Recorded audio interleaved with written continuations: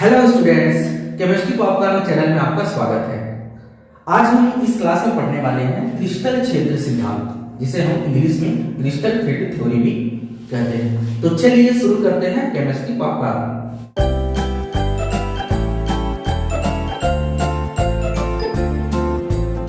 हाँ, तो चलिए देखते हैं क्रिस्टल क्षेत्र सिद्धांत, क्रिस्टल फील्ड थ्योरी क्या चीज है। तो सबसे पहले हमको इसका कॉन्सेप्ट समझना होगा, ठीक है। इसके पिछले वीडियो में जो मैंने बताया था संयोजकता बंध सिद्धांत के बारे में। संयोजकता बंध सिद्धांत क्या चीज हमको क्या बोलता है? वो ये बोलता है कि लिगेंड और केंद्रीय धातु आयन के मध्य उप संयोजक बंध बनते हैं, ठीक है।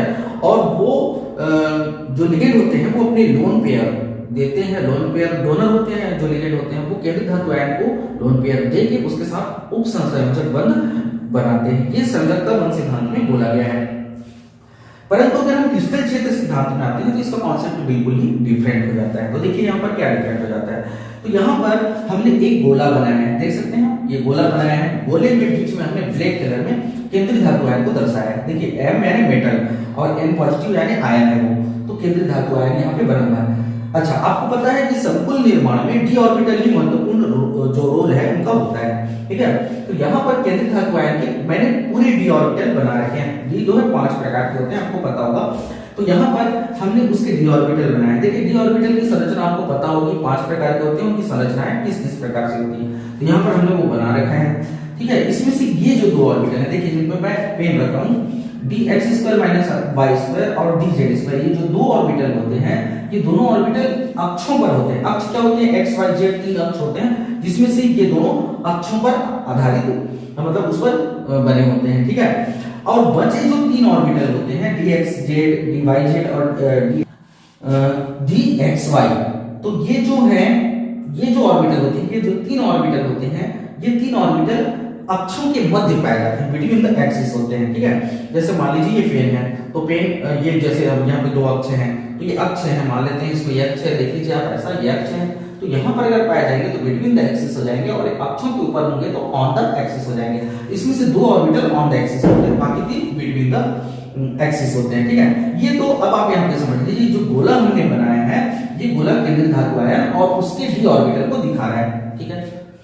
अब दूसरी बात करते हैं, जब इसके पास में लिगेंड आते हैं, देखिए लिगेंड को हमने माइनस नीले चिन्ह से दर्शाया है, ऊपर माइनस लगा हुआ है। देखिए लिगेंड आ रहे हैं, नीले रंग के हमने बना रखे हैं। तो ये जो लिगेंड आ रहे हैं, ये लिगेंड आ रहा है, इधर से आप देख सकते हैं, यहाँ पर लिगेंड आ रहा है, ये लिगेंड आ रहा है, और यहाँ पर एक उदासीन लिगेंड आ रहा है। देखिए लिगेंड को इसमें बिंदु आवेश माना गया। देखिए यहाँ पर आपको तो समझ में आ रहा होगा, माइनस लगा है, यहाँ पर माइनस लगा है, माइनस लगा है, इनको बिंदु आवेश के जैसा माना जाता है, ठीक है। अब यहाँ पे जो उदासीन लिगेंड होते हैं, उनमें जैसे आप अमोनिया मान लेते हैं, अमोनिया की संरचना को बहुत ध्यान से देखेंगे तो उसमें विद्युत ऋणात्मकता के कारण नाइट्रोजन पर आंशिक रूप से माइनस होता है। देखिए यहाँ पे माइनस लगा हुआ, ठीक है। और ये माइनस को भी हम बिंदु आवेश मान सकते हैं। हालांकि ये माइनस और इस माइनस का अंतर, ये आंशिक रूप से है, कम है, और वो पूर्ण रूप से माइनस है। तो ये जो लिगेंड है, जब केंद्रीय धातु आयन के पास आते हैं, देखिए उधर से भी आ रहे हैं, इधर से भी आ रहे हैं, तो क्या होता है कि जो डी ऑर्बिटल में जो इलेक्ट्रॉन होते हैं, ठीक है, ये इनमें इलेक्ट्रॉन होंगे, ये इलेक्ट्रॉन जो है वो लिगेंड के इलेक्ट्रॉनों से प्रतिकर्षित होते हैं, ठीक है। तो ये जो है ये माइनस वाले लिगेंड हैं, और वो इसमें जो इलेक्ट्रॉन पाए जाते हैं उनको प्रतिकर्षित करते हैं, प्रतिकर्षित करते हैं। ये तो पहला पॉइंट हो गया। दूसरा पॉइंट ये हो गया कि जब लिगेंड इसके पास में आते हैं तो वो अलग अलग तरीके से आते हैं, कुछ अक्षों की तरफ से आते हैं, या कुछ अक्षों के बीच से आते हैं। तो ये लिगेंड के आने के ऊपर, लिगेंड जब इनमें एंट्री करते हैं, जब इनके पास आते हैं, तो ये जो ऑर्बिटल हैं वो उनके इलेक्ट्रॉन अलग अलग तरीके से प्रतिकर्षण उनको महसूस होता है, ठीक है। सबसे पहली बात तो जब ये पास आते हैं लिगेंड, तो सारे डी ऑर्बिटल की एनर्जी बढ़ जाती है, और जब ज्यादा ही पास आते हैं तो ये जो ऑर्बिटल हैं ये 2 सेट में टूट जाते हैं, जिसको कि हम विपाटन कहते हैं या स्प्लिटिंग कहते हैं। तो चलिए अब समझते हैं कि स्प्लिटिंग क्या होती है, ऑर्बिटलों की, डी ऑर्बिटल की स्प्लिटिंग क्या होती है, ठीक है। तो इसको हम कैसे समझते हैं? सबसे पहले हम यहाँ पे ऊर्जा देख लेते हैं। देखिए तो ऊर्जा जो है इधर से बढ़ रही है और नीचे आने पर घट रही है। आपको ये समझ में आ रहा होगा। अब जो डी ऑर्बिटल होते हैं वो 5 प्रकार के होते हैं, ठीक है। तो 5 जो डी ऑर्बिटल होते हैं वो हमने यहाँ पे बना रखा है, जो कि केंद्रीय धातु आयन में मौजूद होते हैं, जबकि वो लिगेंड के पास में नहीं गया होता या लिगेंड से कांटेक्ट में नहीं आया होता। उस दौरान जो है 5 डी ऑर्बिटलों की ऊर्जा समान होती है और बहुत कम होती है, जैसे कि आप यहाँ पर चित्र में से देख सकते हैं। जब इनके पास ऑर्बिटल आते हैं, सॉरी लिगेंड आते हैं, जब इनके पास लिगेंड आते हैं तो 5 की एनर्जी थोड़ी बढ़ जाती है। देखिए ये केंद्रीय धातु आयन है, ठीक है, और इसके सराउंडिंग जब लिगेंड आते हैं तो थोड़े दूर होते हैं, तो 5 की ऑर्बिटल की ऊर्जा बढ़ जाती है, ठीक है। और उसके बाद जब लिगेंड ज्यादा ही करीब आते हैं तो ये जो ऑर्बिटल होते हैं ये अलग अलग प्रतिकर्षण के कारण, ये इनमें 3 और 2 का सेट होता है, वो अलग अलग प्रतिकर्षण महसूस करने के कारण वो स्प्लिट हो जाते हैं, विपाटित हो जाते हैं। विपाटित हो जाना मतलब टुकड़े में टूट जाना। तो इसमें से 2 प्रकार के टुकड़े बनते हैं। पहला तो 2 ऑर्बिटल का टुकड़ा होता है, जो हमने लाल में लिखा है, देख सकते हैं आप यहाँ पे, जिनको हम ऑन द एक्सिस ऑर्बिटल कहते हैं, जिनको हम ईजी सेट से दर्शाते हैं। ईजी 2 ऑर्बिटल होते हैं, वो उनकी एनर्जी बढ़ जाती है, देख सकते हैं यहाँ पे एनर्जी उनकी बढ़ गई, जबकि 3 ऑर्बिटल जो है उनकी एनर्जी कम हो जाती है, ठीक है। अब कम हो जाती है तो आप उसको यहाँ पे जो 3 ऑर्बिटल हैं उनके नाम देख सकते हैं, dxy, dyz, dxz, जिनको कि हम T2g सेट करते हैं, जिसमें 3 ऑर्बिटल होते हैं। यहाँ पर एक चीज ध्यान देना है कि एनर्जी डी ऑर्बिटल की बढ़ गई या घट गई, ठीक है ना, ये दोनों घटना यहाँ पे हुआ, लेकिन इनका जो एवरेज जो होता है, जो इनका एवरेज होता है वो सेंटर में ही होता है, मतलब एनर्जी के मामले में, ठीक है, जिसको हम बेरी सेंटर रूल कहते हैं। ये जो लाइन दिख रही है ये बेरी सेंटर को दिखाता है। अब इसमें हम एक नियम के तहत इसको बैलेंस करते हैं, जो एनर्जी है उसको, जिसको कि हम जैसे कि पढ़ते हैं सेंटर ऑफ ग्रेविटी का रूल। चलिए ठीक है, मैं आपको ऐसा बताता हूँ कि अगर 3 ऑर्बिटल इधर हैं तो उनकी ऊर्जा 2/5 से घटेगी या बढ़ेगी, ठीक है। और ये जो हमने त्रिभुज लगा रखा है इसका मतलब है क्रिस्टल फील्ड स्टेबलाइजेशन एनर्जी, और जो O लगाया है उसका मतलब ऑक्टाहेड्रल, मतलब अष्टफल की, ये जो बना है अष्टफल के संकुलों के लिए, ठीक है। मैं फिर से लिख देता हूं, ये जो बना रखा है हमने, ये अष्टफल की संकुलों के लिए है, ठीक है। तो वही बता रहे थे आपको कि यहाँ पर त्रिभुज का मतलब CFSE, crystal field stabilisation energy of octahedral complexes, और ये वही दोनों हैं। तो ये नीचे में 3 ऑर्बिटल हैं, तो ऊपर वाले की जो एनर्जी है वो 3/5 से बढ़ती है, और जो 3 ऑर्बिटल जो नीचे चले जाते हैं उनकी एनर्जी 2/5 से नीचे घटती है, यानी कुल मिला के बैलेंस होता है, ठीक है। अब यहाँ पर जब स्प्लिट होने के बाद जो एनर्जी का गेप होता है निचले वाले ऑर्बिटल और ऊपर वाले ऑर्बिटल के बीच में, जिसको मैंने लाल रंग से दिखाया है, देखिए इस पूरी एनर्जी का जो गेप होता है उसको हम डेल्टा, मतलब वही crystal field stabilisation energy of octahedral से संकेत से शो करते हैं, और ये स्प्लिटिंग एनर्जी को दिखाता है। देखिए ये स्प्लिटिंग एनर्जी को दिखाता है, ये वाला जो एरिया है स्प्लिटिंग एनर्जी, मतलब अगर लिगेंड स्ट्रांग होगा, लिगेंड ज्यादा स्ट्रांग होगा तो ये स्प्लिटिंग जो देख रहे हैं आप ये और ज्यादा होगी, ठीक है। मतलब लिगेंड अगर कमजोर होंगे तो ये स्प्लिटिंग जो है थोड़ी कम होगी, और लिगेंड ज्यादा स्ट्रांग होंगे तो स्प्लिटिंग और ज्यादा होती है, ठीक है। तो जो लिगेंड कम स्प्लिट करते हैं उनको वीक लिगेंड कहते हैं, वीक फील्ड लिगेंड कहते हैं, और जो ज्यादा स्प्लिटिंग कराते हैं उनको स्ट्रांग फील्ड लिगेंड कहा जाता है। ये जो आप देख रहे हैं यही है डी ऑर्बिटलों का स्प्लिटिंग। क्रिस्टल क्षेत्र सिद्धांत में एक बहुत ही महत्वपूर्ण जो चीज होता है वो ये होता है कि स्पेक्ट्रोकेमिकल सीरीज। स्पेक्ट्रोकेमिकल सीरीज क्या है?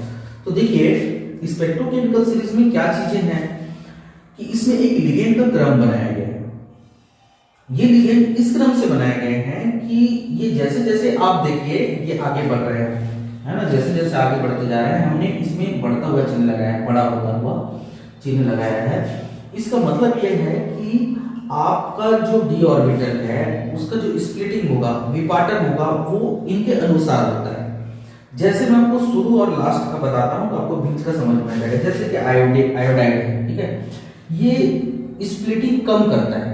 आपको बताया ना कि T2G और EG सेट में जो डी ऑर्बिटलों का स्प्लिटिंग होता है वो कम मात्रा में होगा अगर आयोडाइड उपस्थित, आयोडाइड लिगेंड के रूप में होगा तो। लेकिन वहीं पर अगर कार्बोनिल लिगेंड के रूप में है तो वो स्प्लिटिंग बहुत ज्यादा होती है। तो डी ऑर्बिटलों का स्प्लिटिंग कितना अधिक होगा ये लिगेंड्स के ऊपर डिपेंड करता है, ठीक है। तो वो लिगेंड की सीरीज है। देखिए यहाँ पर एक चीज बहुत ध्यान से जानना जरूरी है कि जो लिगेंड कम स्प्लिट करते हैं उनको वीक फील्ड लिगेंड कहा जाता है, और जो बहुत अधिक मात्रा में स्प्लिटिंग करते हैं उनको स्ट्रॉन्ग फील्ड लिगेंड कहा जाता है। तो जैसे देख सकते हैं तो शुरू के हम कहेंगे वीक फील्ड लिगेंड,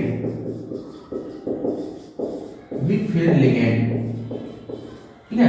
परंतु जैसे जैसे आप लास्ट में आते जाएंगे, वो आगे से कंटिन्यू है, तो जैसे आप लास्ट में आते जाएंगे इधर के हो जाते हैं स्ट्रॉन्ग फील्ड लिगेंड। तो स्पेक्ट्रोकेमिकल सीरीज में ये बताया जाता है कि कौन से लिगेंड वीक फील्ड वाले हैं और कौन से लिगेंड स्ट्रॉन्ग फील्ड वाले हैं। अभी हमने पढ़ा कि वीक फील्ड लिगेंड और स्ट्रॉन्ग फील्ड लिगेंड क्या होते हैं, ठीक है। तो वीक फील्ड लिगेंड और स्ट्रॉन्ग फील्ड लिगेंड जब केंद्रीय धातु आयन के पास आते हैं तो उनके डी ऑर्बिटलों में स्प्लिटिंग शुरू हो जाता है, ये हमने देख लिया। अब स्प्लिटिंग से जो यौगिक बनते हैं, स्प्लिटिंग के बाद जो यौगिक बनते हैं, संकुल यौगिक बनते हैं, उनके गुणों पर भी स्प्लिटिंग का इफेक्ट होता है या विपाटन का प्रभाव पड़ता है। तो वो कैसे होता है चलिए हम देखते हैं। यहाँ पर आप देख सकते हैं कि मैंने जनरल पहले एक सामान्य सा T2G और EG का सेट मैंने बनाया जो कि स्प्लिटिंग में हमने देखा था, ठीक है।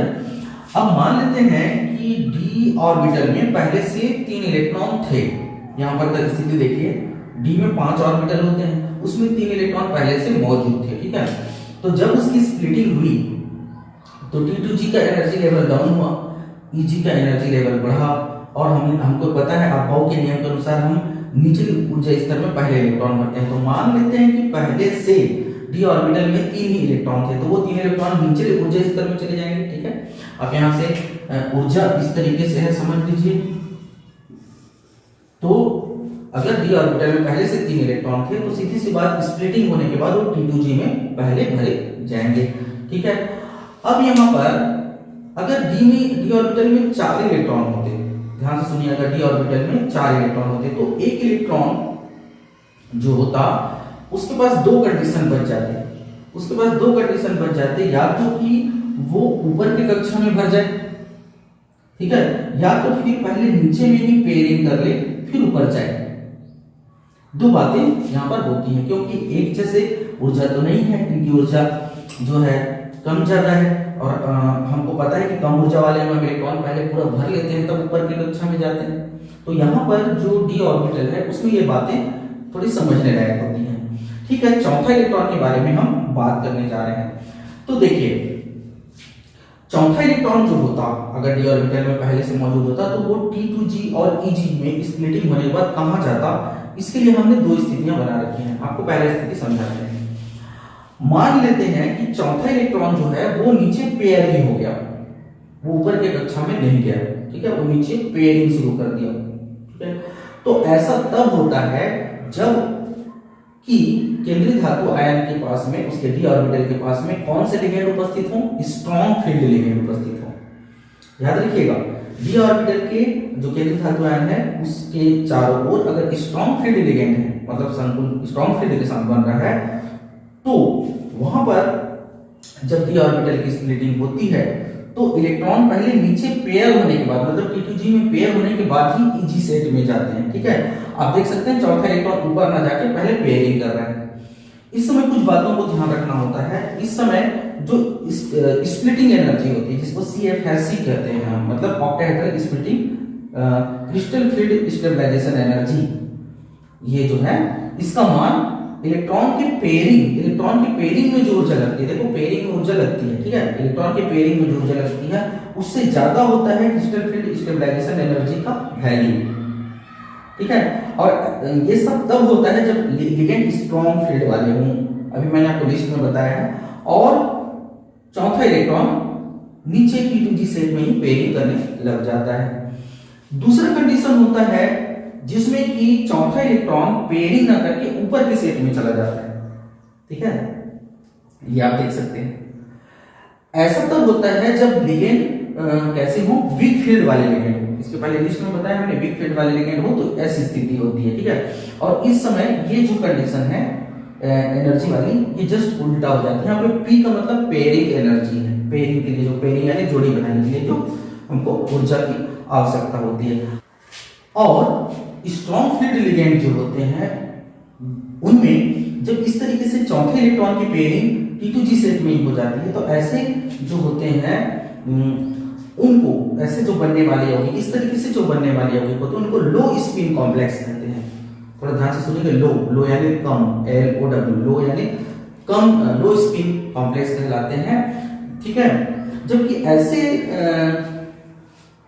कॉम्प्लेक्स हैं जो कि वीक फील्ड लिगेंड के कांटेक्ट में आने पर बनते हैं, वो हाई स्पिन कॉम्प्लेक्स कहलाते हैं, ठीक है। उच्च चक्रण, हाई स्पिन उच्च चक्रण, लो स्पिन निम्न चक्रण यौगिक या समूह यौगिक कहलाते हैं। अब यहाँ पर हमको चीजों को ध्यान से फिर से हम एक बार देखते हैं। अगर ऐसा कंडीशन आता है, वीक फील्ड लिगेंड वाले कंडीशन आते हैं, तो जो यौगिक बनेगा, जो संकुल बनेगा वो अनुचुंबकीय होगा, और बहुत अधिक मात्रा में अनुचुंबकीय होगा, क्योंकि इसमें सब अयनिक इलेक्ट्रॉन है। आपको पता होगा अयनिक इलेक्ट्रॉन जहां भी होते हैं ज्यादा, वो अयनिक इलेक्ट्रॉन अनुचुंबकीय बना देते हैं पदार्थ को। और यहाँ पर की कंडीशन में अगर इलेक्ट्रॉन अगर मान लीजिए आते हैं तो पेयरिंग करते जाएंगे, अगर कंप्लीट पेयरिंग हो गया तो वो डायमैग्नेटिक हो जाएगा, प्रतिचुंबकीय हो जाएगा। तो हमको क्रिस्टल क्षेत्र सिद्धांत बिल्कुल सटीक जानकारी देता है कि कोई बनने वाला संकुल यौगिक कितना अनुचुंबकीय होगा, ठीक है। चुंबकीय गुणों की बहुत अच्छे से इसमें व्याख्या भी हो जाती है, प्लस इसमें रंगों की व्याख्या भी की जा सकती है, ठीक है, बहुत अच्छे तरीके से। तो ये हमने अभी देखा कि संरचना पे और गुण पे इसका क्या इफेक्ट होता है। तो आज के लिए इतना ही, और आप सभी मेरे चैनल को सब्सक्राइब कर दें ताकि मैं और अधिक वीडियो इस पर बनाता हुआ आगे बढ़ूं और मेरे को थोड़ा एनर्जी भी मिले। तो चलिए आज की क्लास यहीं तक है, धन्यवाद।